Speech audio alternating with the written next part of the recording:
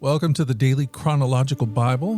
My name's Hunter, and we are reading through the Bible in chronological order as a single story. And that story is all about Jesus.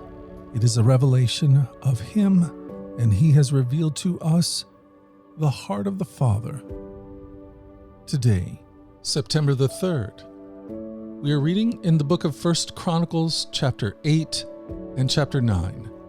Then we go to Daniel chapter 4, verses 1 through 37, and Ezekiel chapter 40, verses 1 through 37. We're reading from the New Living Translation. This is the word of the Lord.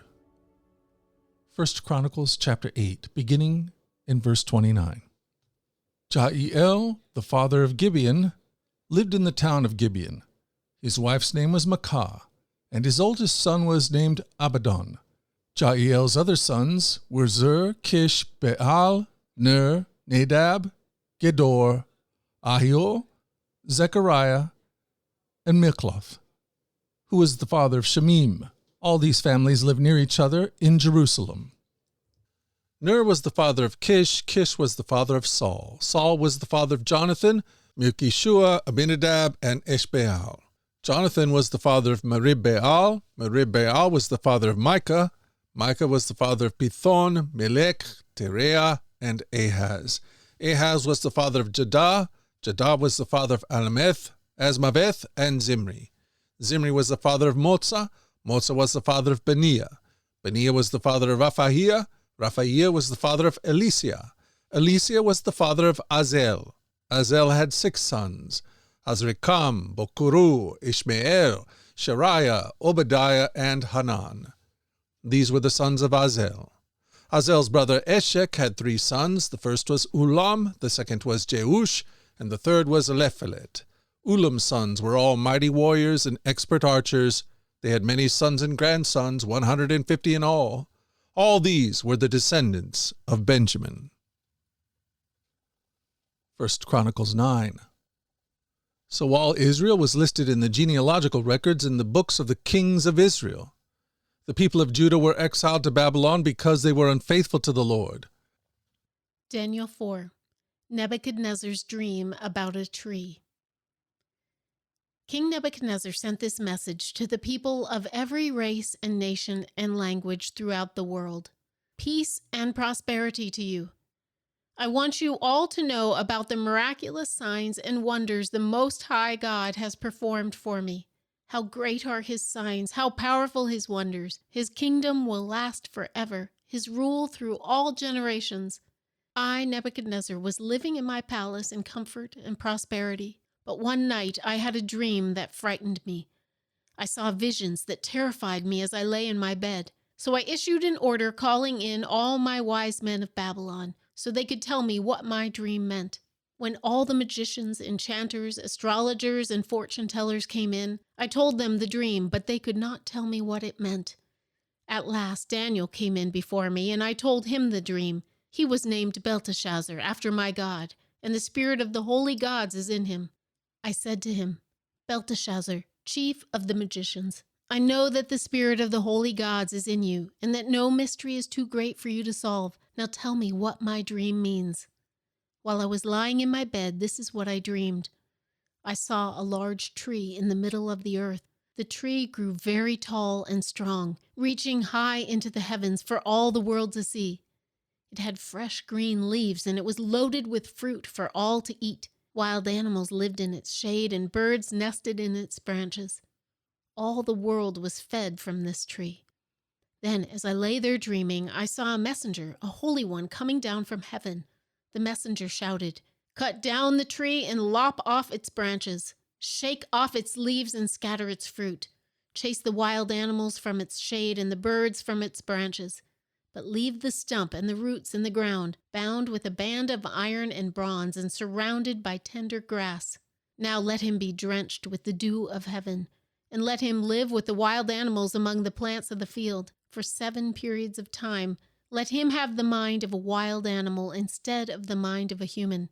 for this has been decreed by the messengers. It is commanded by the Holy One, so that everyone may know that the Most High rules over the kingdoms of the world.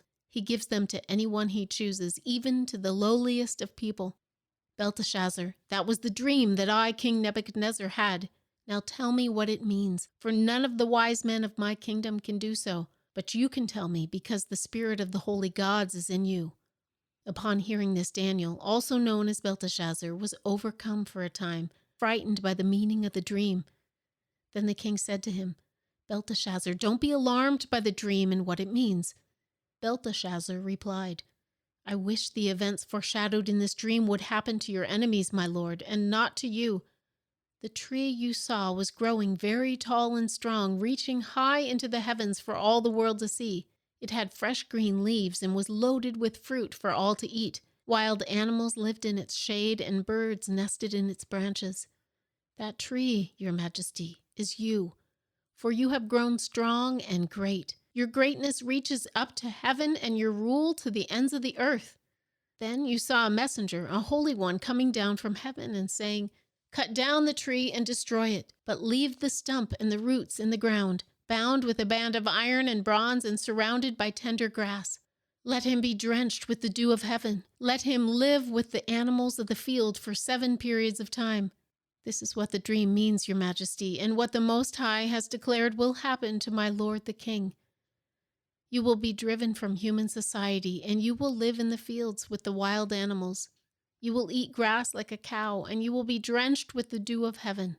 7 periods of time will pass while you live this way, until you learn that the Most High rules over the kingdoms of the world and gives them to anyone he chooses. But the stump and roots of the tree were left in the ground. This means that you will receive your kingdom back again when you have learned that heaven rules. King Nebuchadnezzar, please accept my advice.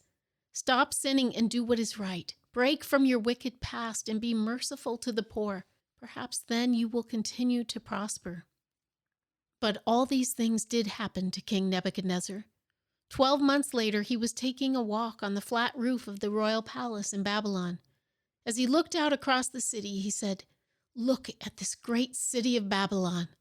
By my own mighty power, I have built this beautiful city as my royal residence to display my majestic splendor."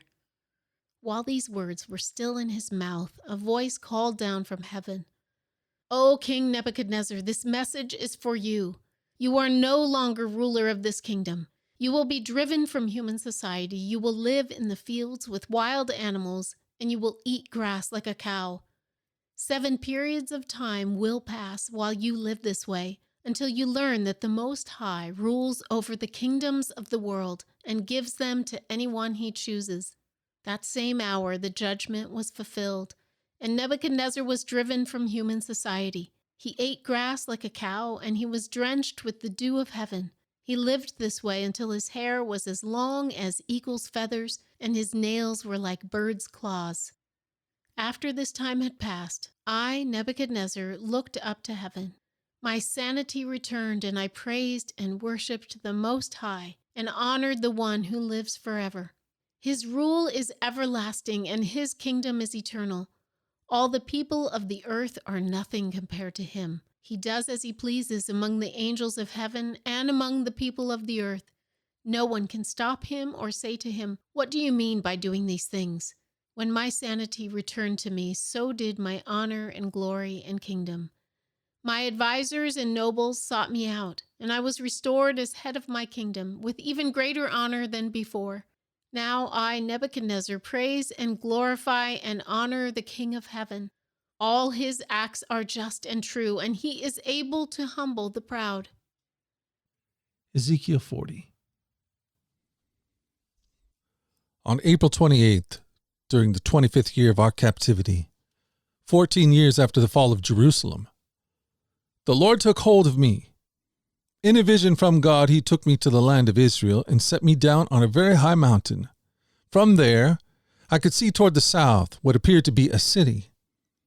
As he brought me near, I saw a man whose face shone like bronze standing beside a gateway entrance. He was holding in his hand a linen measuring cord and a measuring rod. He said to me, "Son of man, watch and listen. Pay close attention to everything I show you. "You have been brought here so I can show you many things. Then you will return to the people of Israel and tell them everything you have seen." I could see a wall completely surrounding the temple area. The man took a measuring rod that was 10.5 feet long and measured the wall, and the wall was 10.5 feet thick and 10.5 feet high. Then he went over to the eastern gateway. He climbed the steps and measured the threshold of the gateway. It was 10.5 feet front to back. There were guard alcoves on each side built into the gateway passage. Each of these alcoves was 10.5 feet square, with a distance between them of 8.75 feet along the passage wall. The gateway's inner threshold, which led to the entry room at the inner end of the gateway passage, was 10.5 feet front to back. He also measured the entry room of the gateway. It was 14 feet across, with supporting columns 3.5 feet thick. This entry room was at the inner end of the gateway structure facing toward the temple. There were 3 guard alcoves on each side of the gateway passage. Each had the same measurements, and the dividing walls separating them were also identical. The man measured the gateway entrance, which was 17.5 feet wide at the opening and 22.75 feet wide at the gateway passage. In front of each of the guard alcoves was a 21-inch curb. The alcoves themselves were 10.5 feet on each side. Then he measured the entire width of the gateway, measuring the distance between the back walls of facing guard alcoves. This distance was 43.75 feet. He measured the dividing walls all along the inside of the gateway up to the entry room of the gateway. This distance was 105 feet. The full length of the gateway passage was 87.5 feet from one end to the other. There were recessed windows that narrowed inward through the walls of the guard alcoves and their dividing walls. There were also windows in the entry rooms. The surface of the dividing walls were decorated with carved palm trees. Then the man brought me through the gateway into the outer courtyard of the temple. A stone pavement ran along the walls of the courtyard, and 30 rooms were built against the walls, opening into the pavement. This pavement flanked the gates and extended out from the walls into the courtyard the same distance as the gateway entrance. This was the lower pavement. Then the man measured across the temple's outer courtyard between the outer and inner gateways. The distance was 175 feet.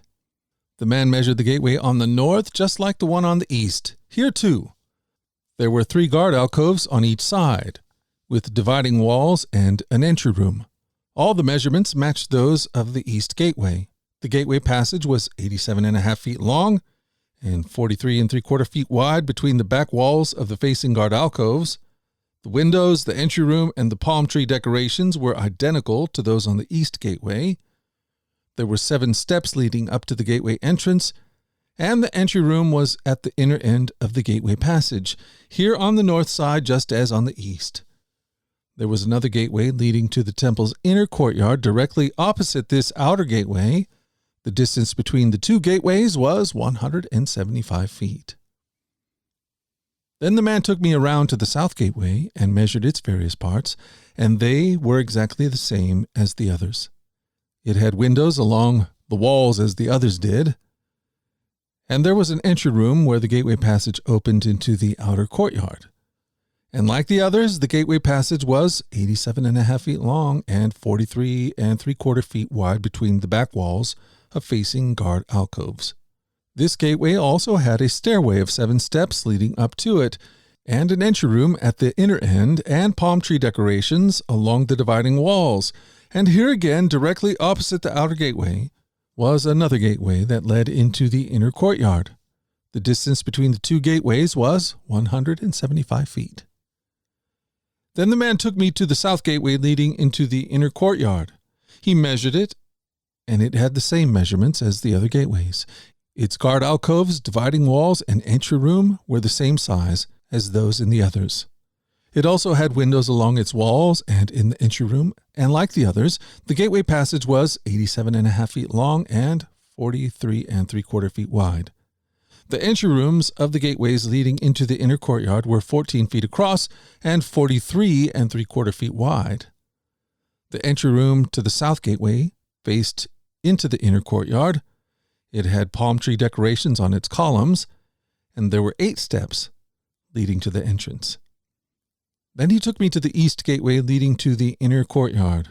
He measured it, and it had the same measurements as the other gateways. Its guard alcoves, dividing walls, and entry rooms were the same size as those of the others, and there were windows along the walls and in the entry room. The gateway passage measured 87.5 feet long and 43.75 feet wide. Its entry room faced into the outer courtyard. It had palm tree decorations on its columns, and there were 8 steps leading to its entrance.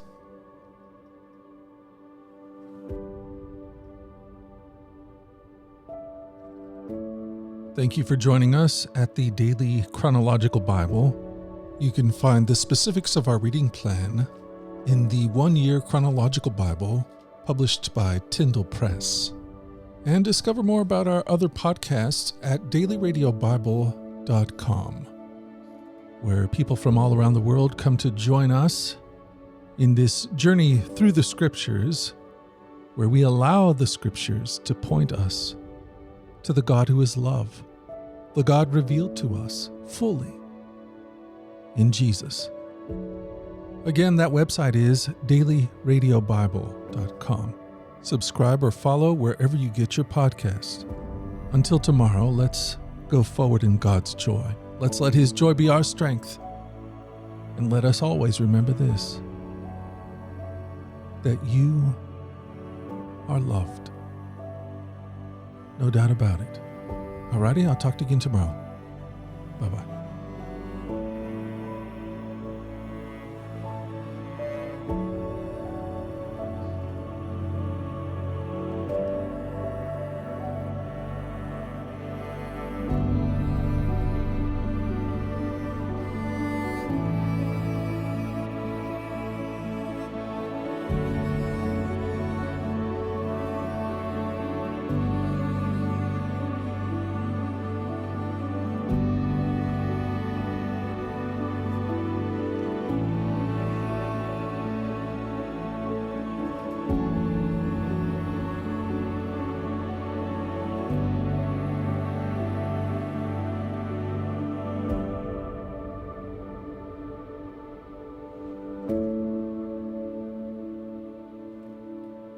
you